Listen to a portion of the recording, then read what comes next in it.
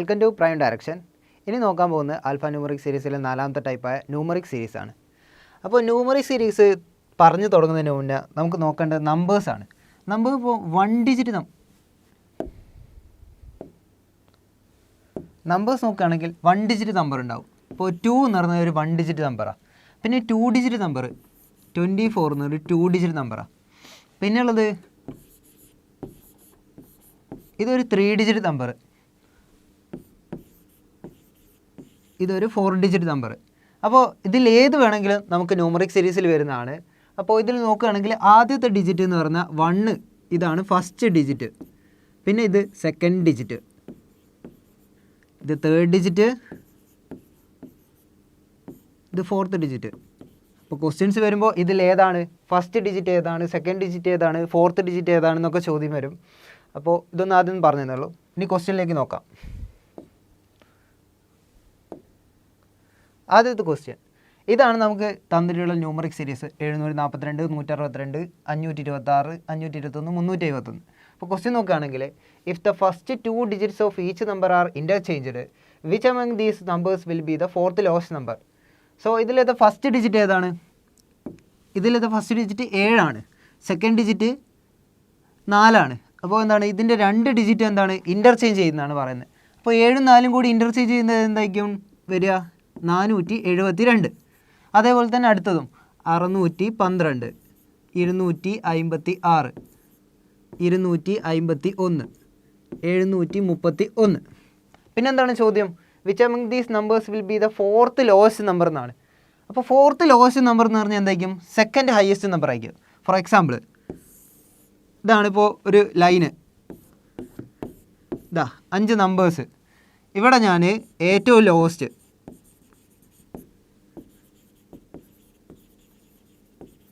അപ്പോൾ ഇത് ഏറ്റവും ലോവസ്റ്റ് നമ്പർ ആണെങ്കിൽ അടുത്തത് എന്തായിരിക്കും? അതിനേക്കാളും തൊട്ടടുത്തുള്ള ഹയസ്റ്റ് നമ്പർ, പിന്നെ അതിൻ്റെ തൊട്ടടുത്തുള്ള ഹയസ്റ്റ്, പിന്നെ അങ്ങനെ ഏറ്റവും ഹയസ്റ്റ് ആയിരിക്കും ഇവിടെ ഉണ്ടാകുക. അപ്പോൾ ഇതിലത്തെ ഫോർത്ത് ലോവസ്റ്റ് നമ്പർ എന്തായിരിക്കും? ഇവിടെ ഉണ്ടാകുക. അപ്പോൾ നോക്കുമ്പോൾ എന്താണ് ഫോർത്ത് ലോവസ്റ്റ് നമ്പർ എന്ന് പറഞ്ഞു കഴിഞ്ഞാൽ സെക്കൻഡ് ഹയസ്റ്റ് നമ്പറാണ്. അപ്പോൾ ഇതിൻ്റെ ഈ ക്വസ്റ്റ്യൻ്റെ ആൻസർ എന്തായിരിക്കും? നമുക്ക് ഫോർത്ത് ലോവസ്റ്റ് നമ്പർ എന്ന് എഴുതുന്നതിന് പകരം സെക്കൻഡ് ഹയസ്റ്റ് നമ്പർ കണ്ടാൽ പോരെ. അപ്പോൾ ഇതിലത്തെ സെക്കൻഡ് ഹയസ്റ്റ് നമ്പർ ഏതായിരിക്കും? ഫസ്റ്റ് ഡിജിറ്റ് നോക്കുകയാണെങ്കിൽ ഇവിടെ 7, അതാണ് ഏറ്റവും ഹയസ്റ്റ്. ഇവിടെ 6, അതാണ് സെക്കൻഡ് ഹയസ്റ്റ്. അപ്പോൾ ഇതിൻ്റെ ആൻസർ എന്തായിരിക്കും? 612 ആയിരിക്കും ആൻസർ. അപ്പോൾ ഏതായിരിക്കും ഇവിടെ ആൻസർ വരിക? 162. റെഡി? പക്ഷേ ഇതൊക്കെ ചെയ്യുന്നതിന് മുന്നേ നമുക്കൊരു എളുപ്പ വഴിയുണ്ട്. ഈ എന്താണ് 472, 612, 256, 251, 731 ഇങ്ങനെയൊക്കെ എഴുതുമ്പോൾ എന്താണ് നമ്മളെ സമയം പോവും. അപ്പോൾ അതിന് പകരമായിട്ട് ഒക്കെ മൈൻഡിൽ കാൽക്കുലേറ്റ് ചെയ്യുക.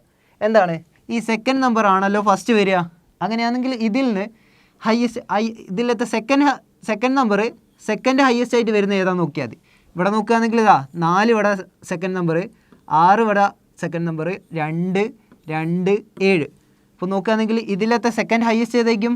7 എന്തായാലും ഫസ്റ്റ് ഹയസ്റ്റ്, സെക്കൻഡ് ഹയസ്റ്റ് 162. അപ്പോൾ എന്തായിരിക്കും ആൻസർ? 162. റെഡി? ഇനി അടുത്ത ക്വസ്റ്റ്യനിലേക്ക് പോകാം. If all the digits of the numbers are arranged in descending order within the number, then how many numbers will be divisible by 2? എന്താണ് അസെൻഡിങ് ഡിസെൻഡിങ് എന്ന് നോക്കാം.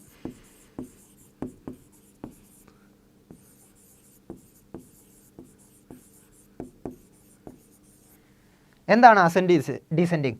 ഇപ്പോൾ ഒരു നമ്പർ തന്ന് ഒരു 1238, ഇതിലത്തെ ഏറ്റവും ഹയസ്റ്റ് നമ്പർ ഏതാണ്? 8 ആണ്. Second highest 3, third highest 2, 1. അപ്പോൾ ഇതെന്താണ് എഴുതിയിരിക്കുന്നത്? ഏറ്റവും ലോവസ്റ്റ് നമ്പറാണല്ലോ ഫസ്റ്റ് എഴുതിയത്. സെക്കൻഡ് ലോവസ്റ്റ്, തേർഡ് ലോവസ്റ്റ്, പിന്നെ ഫോർത്ത് ലോവസ്റ്റ്. അപ്പോൾ ഇങ്ങനെ കൂടിയതിൽ നിന്ന് കുറഞ്ഞതിലേക്ക് വരുന്നതിനെയാണ് നമ്മൾ എന്താണ് അസെൻഡിങ് ഓർഡർ എന്ന് പറയുന്നത്. അതിപ്പം ഞാൻ ഡിസെൻഡിങ് ഓർഡർ ചെയ്താണെങ്കിൽ കൂടിയതിൽ നിന്ന് കുറഞ്ഞതിലേക്ക് 8, 3, 2, 1 ഇതാണ് ഡിസെൻഡിങ് ഓർഡർ. അപ്പോൾ ക്വസ്റ്റ്യനിലേക്ക് വരികയാണെങ്കിൽ എന്താണ് എല്ലാ ഡിജിറ്റ്സും എന്താണ് ഡിസെൻഡിങ് ഓർഡറിൽ എഴുതണം എന്നാണ് പറയുന്നത്. അപ്പോൾ ഇതിലത്തെ ആദ്യത്തെ നമ്പർ നോക്കുകയാണെങ്കിൽ ഏറ്റവും ഹയസ്റ്റ് ഏതാണ്? 7. സെക്കൻഡ് ഹയസ്റ്റ് ഏതാണ്? 4, 2 മാറ്റമില്ലല്ലോ.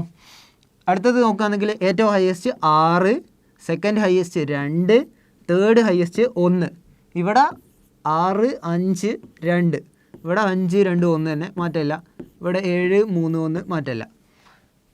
അപ്പോൾ എല്ലാ നമ്പേഴ്സിനും എന്താണ് ഡിസെൻഡിങ് ഓർഡറിൽ വിത്തിൻ ദ നമ്പേഴ്സിൽ എഴുതിയിട്ടുണ്ട്.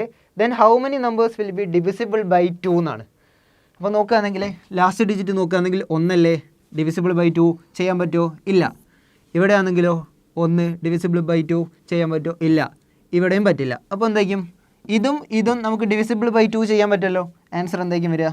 2 ആയിരിക്കും വരിക. ഇനി അടുത്ത ചോദ്യത്തിലേക്ക് പോകാം. If all the numbers are arranged in ascending order, what will be the second digit of the third number from the right end? അപ്പോൾ 5 നമ്പേഴ്സ് ആണുള്ളത്, അതിന് അസെൻഡിങ് ഓർഡറിൽ എഴുതണം. അങ്ങനെയാണെങ്കിൽ ഏറ്റവും ലോവസ്റ്റ് നമ്പർ ഏതാ? 162. Second lowest 371.